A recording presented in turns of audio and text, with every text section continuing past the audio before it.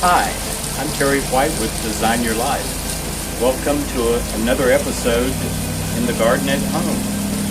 I'm watering. I like to hand water. I do a lot of hand watering. It's much more efficient.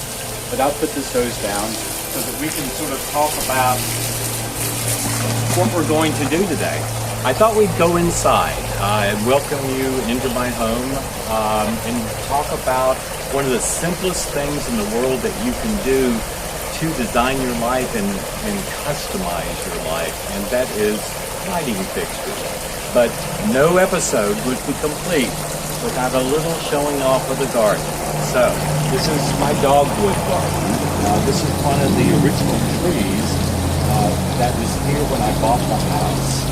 And you will see Annabelle's, boxwoods, and hellebores.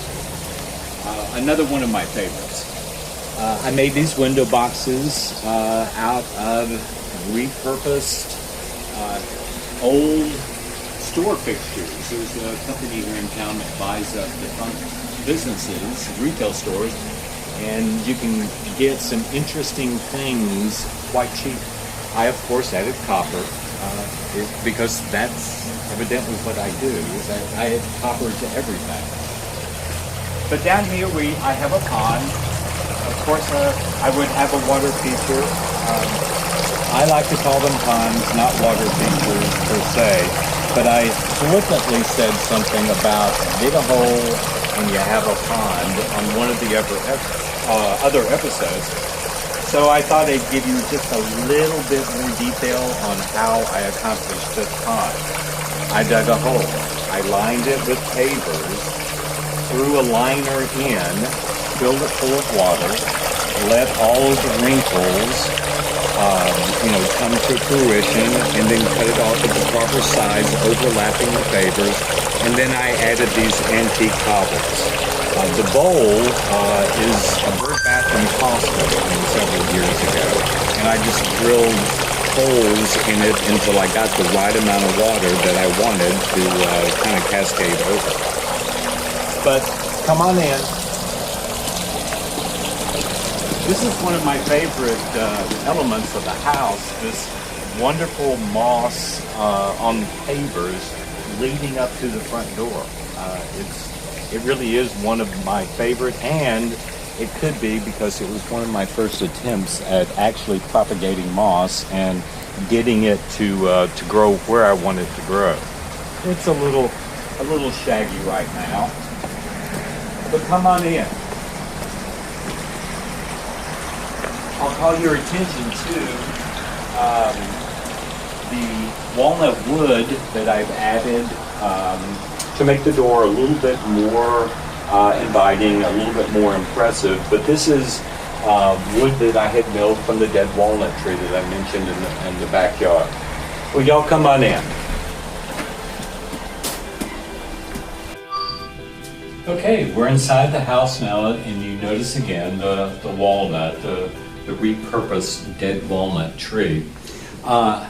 One of our viewers is trying to make her own unique chandelier with a piece of wrought iron that is special to her. So I thought maybe we would focus on the lighting fixtures in the house that I have done. This lamp used to be a chandelier. It's the lamp frame itself is something I picked up at a junk store, or maybe it was an antique store, I don't know. In Italy, I bought the fruit separately and the beading in Murano in Italy, and I reverse wired the lamp to make it from a chandelier to a lamp. I made the concrete ball, drilled a hole in it for the wiring. I've got the wiring sort of hidden. And hiding wiring to me is, one of the more important things about creating your own light fixture. Made the bottom. I already had this plant stand, so I was just sort of repurposing it. But you'll also notice that the lampshades are concrete. And that was an experiment. That was, I didn't know if it would work, but I just took inexpensive lampshades and coated them with a very thin layer of polymer reinforced concrete, and it seems to have worked. It's lasted for really quite some time. In this room in here, lighting-wise, I always wanted a chandelier to cast a certain light over the entire room. It's a large room, but I was also not willing to give up the vintage 1960 stainless torpedo lights. I could never come to terms with that. So instead, I made a very high floor lamp by lifting it. And of course, one of my lightweight concrete balls in the center. This was repurposed from a friend who was redoing her kitchen, and I asked for the top to her chandelier. Had this on hand. It's all about repurposing and having a vision and never being scared. I have no fear about starting a project. But let's look at some other light fixtures. This lamp is a gourd. It was made by a good friend of mine, Stephen Stinson, who makes these lamps out of gourds, completely out of gourds. I love it. It's unique, it's one of a kind. It suits every one of my criteria. Now this lamp, made out of copper, it's been through it has a storied history, but the lampshades are sort of a combination. This piece of the lampshade, I cut it off to make it the height that I wanted on my stackable lampshade. This one is intact, but it really is one of my favorites. I loaned it to somebody for a photo shoot one time, and it came back in really bad condition. But let's go a little further. More concrete shades. I like them so well out there, and they work so well that I also concreted these. I think they really do suit the chandelier.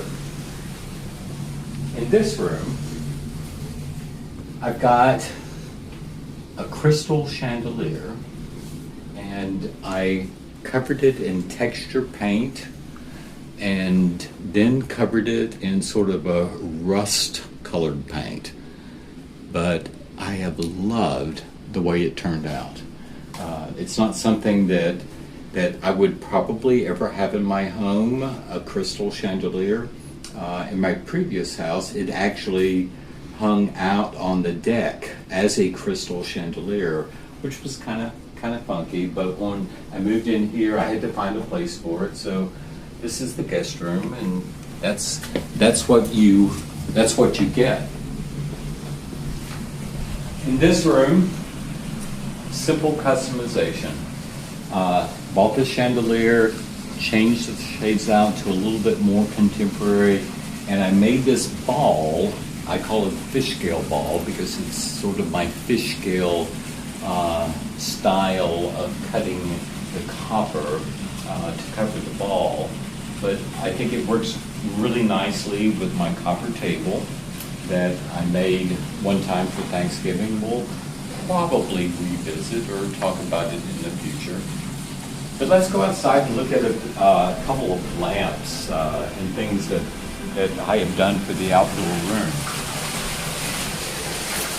This was actually a lamp to start with, but I was very careful in selecting the lamp because I knew I wanted to make it a twig lamp. It really is quite simple. I just shoved the twigs in.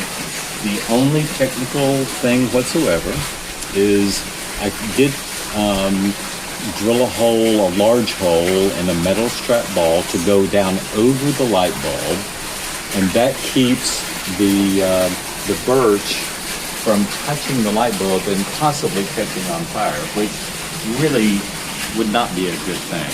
I do have a thing about fire.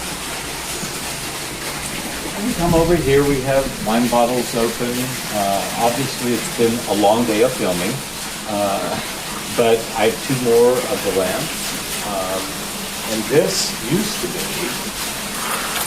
a half of a wine rack. I cut the cedar down and hammered it in and glued it in, and then a simple coat of polyurethane, but it really makes, I call this a big drive-in window. It just makes it works well with the tones of copper and picks it up, and I've used copper quite a bit. We have a chandelier here, very stock chandelier. I think it came from Lowe's. Simple redo, change the shades of course, and then I made a concrete ball to fit down in the center. Took it apart, put the concrete ball in. It's actually very lightweight. You can see. I make them on just inexpensive play balls that I get at Walmart with a little bit of fiberglass tape, and then I drill a hole after I've made it and pop the ball so that heat or expansion will not affect the concrete. These lamps are the simplest lamps in the world to make. You can buy a lamp kit at any hardware store, and it includes everything that you need.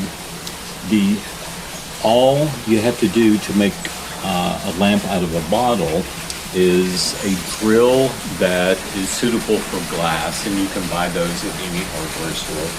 You fit the size of the drill bit to the size of the cord, drill one hole in the back of the bottle, feed the wire through it, and then connect all of the other stuff at the top of it, and instantly, within 10 minutes, you have a lamp. In this room here, the only customization really that I did, this is one of the few light fixtures that came with the house, but I like the lines of it. It was interesting to me. I did go to Michael's and bought a two-step process that turned it into rust. It used to be black, but then I made these shades with leftover ends of one of my roll-down reed shades that I mismeasured on and had to cut it off, and I had all these little twigs left over. So I sat and watched TV and drank a bottle of wine and wove these little hats of... They're almost like haystacks. They so kind of neat. do. Sometimes I look at them and I see haystacks. So and interesting. Sometimes I see just crazy hair or a bad hat from the 60s. Anyway, that's my, kind of my lighting story. Lamps, as I say, are one of the easiest ways to really customize your life and to make it unique and to make it you. I hope you have enjoyed this video and look forward to the next one. Thank you. I'm Terry White, Designing Your Life. We hope you have enjoyed this episode. Please subscribe to Terry's channel, Design Your Life with Terry White. You can also visit Terry on the web at veryterry.life. Please stay tuned for future episodes, and thanks for watching.